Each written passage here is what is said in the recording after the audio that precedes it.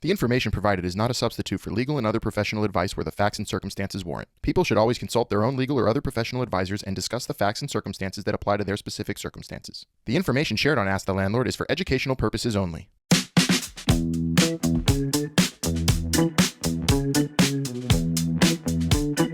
Hello to everyone listening out there.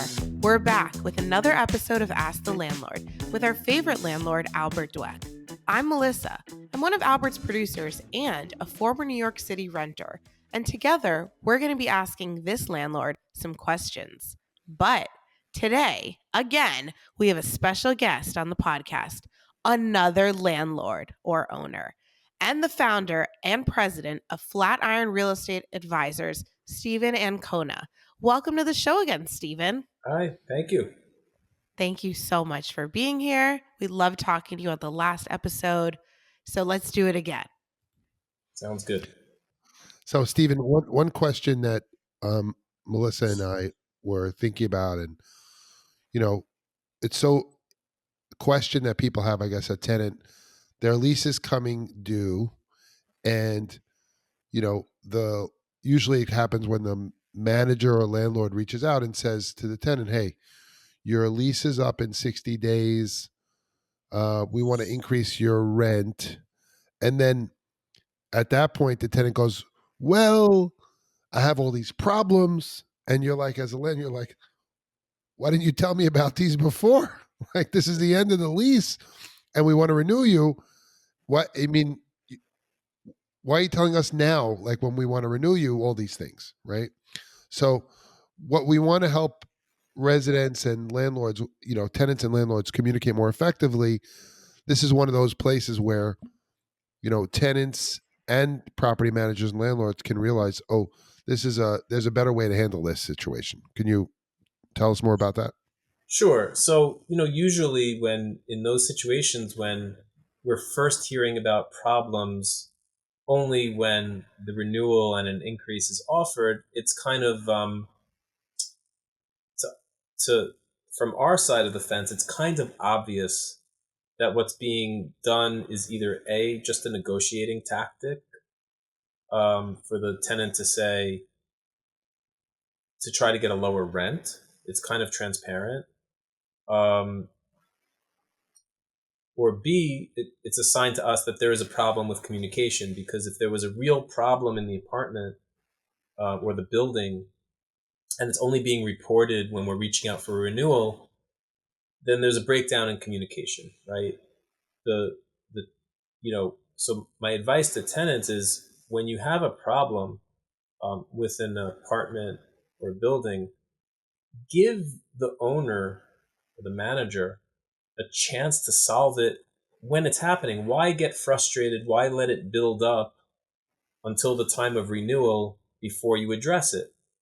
I know we're all busy and we're all, don't have time, but, a quick email or note to your manager or to the super can help solve your problem early on.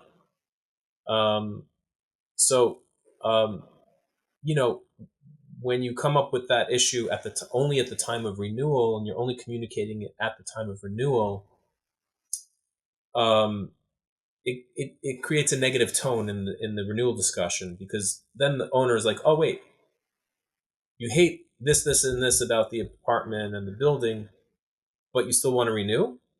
Which is it? You like it? You don't like it? You want to stay? You don't want to stay?" It's just kind of it creates a negative conversation instead of a constructive one. Agree. Another thing I would like to address there also, the tenant should not put all the responsibility on the landlord also. Like, the tenant should know that what their arrangements are for the lease.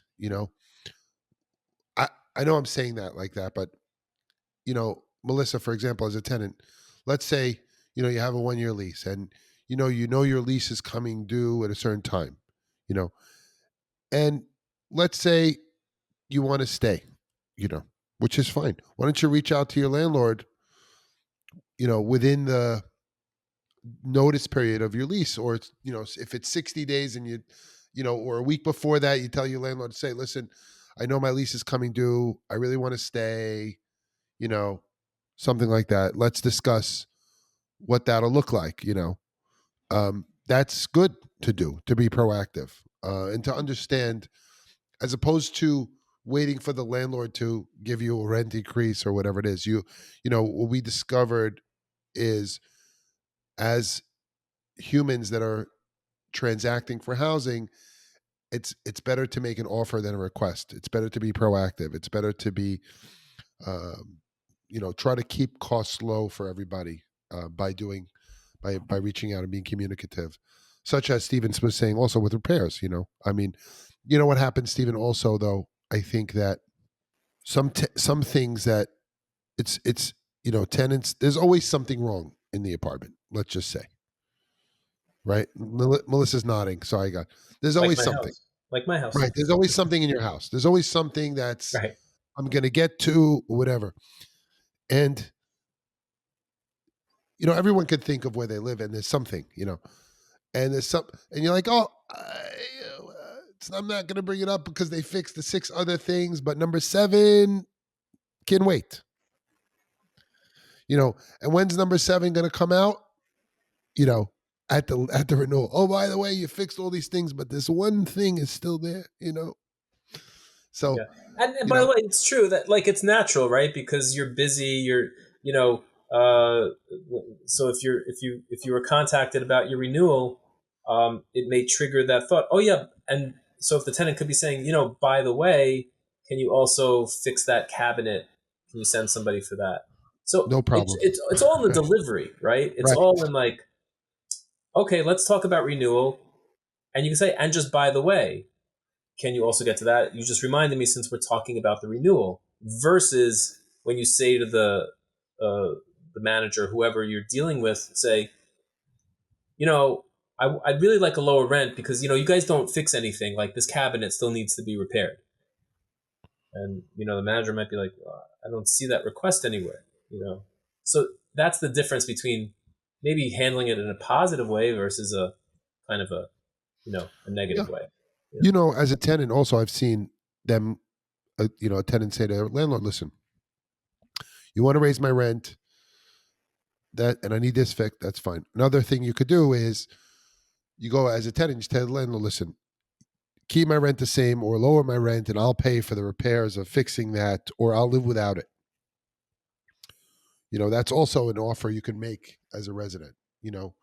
Hard to do, but yeah, I mean, I've it done depends. I those mean, deals. I think once, as a landlord, it's tricky for landlords to let tenants do their own repairs and things, because now you could be bringing in random vendors that aren't vetted through, or live without something, right? live without something. Someone I was talking to said, I rented this apartment and it's supposed to have a fireplace. Now it doesn't have a fireplace.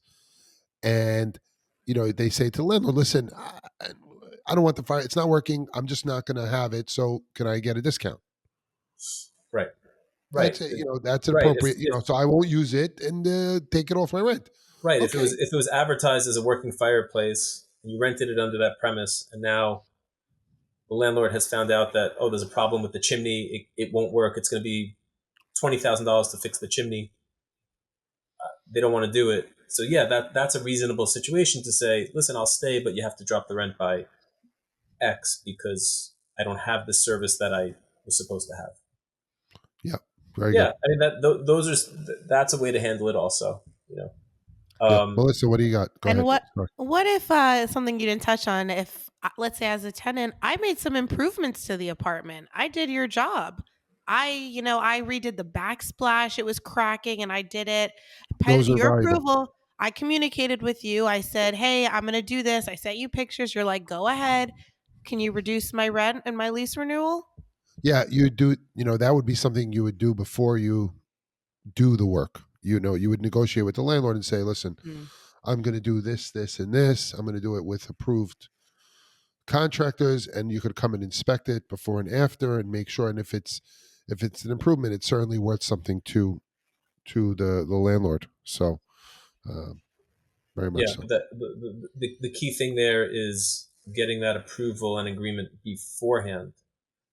Right, not afterwards. I mean, it's, especially in apartment buildings that have all kinds of insurance requirements, whatever. I think it's rare that landlords really want residential tenants doing work in their rented apartments. If you're renting a house, that might be a different story. There may be different agreements, but I know for rental buildings, it can be very dangerous to have tenants hiring contractors and doing work. It can set off all kinds of problems. So we try to avoid that. Yeah, that's a good point. Any other last points about how to have a successful lease renewal as a tenant? I guess what we've seen in the last year that is probably at the forefront of a lot of people's minds is the fact that rents have gone up a lot in the last 12 months, and so have expenses for buildings. So it's a little trickier. So if you're in that situation where you're in a market where the rents have gone up a lot, there might be different ways that you can handle that with the landlord. If you already have a good relationship with them, if you have a great payment history, maybe you can negotiate a 2-year renewal. Maybe you can reset your term to something more favorable for the leasing market for the landlord. There may be some ways that you can negotiate that back down a little bit, just by giving something that the landlord might see as helpful. If your lease ends in January, but the better leasing season is in April or May, you could say to the landlord, look, I'll extend instead of for 12 months, I'll extend for 18 months, but can you lower the increase by a little bit? So you can sometimes give to get, and to try to minimize that increase. That increase was very hard for a lot of people this year, and owners suffered a lot through COVID, and a lot of them are just making up for lost time and trying to keep up with inflation. So it's this year in particular, we saw a lot of frayed nerves at renewal time. So it's unusual markets this time. Yeah. Thank you so much, Stephen. That was a great point. You brought back a lot of topics we've talked about in previous episodes, and I think it just reinforces the fact that a lot of these issues we talk about here on Ask the Landlord are very common amongst other landlords and tenants out there. So keep listening. We're going to keep addressing more and more issues, and send us anything you have at Ask the Landlord. Thank you. Thanks, Stephen. Thanks a lot. For more episodes, please subscribe to Ask the Landlord on your favorite podcast platform. We'd appreciate it if you left a review on Apple Podcasts. If you'd like to watch the show, check out our Ask the Landlord YouTube channel. If you have a question for Albert, feel free to contact him on Instagram at Ask the Landlord, and check out his TikTok at Ask the Landlord. Bridging the gap between landlords and tenants, this has been Ask the Landlord. Thanks for listening.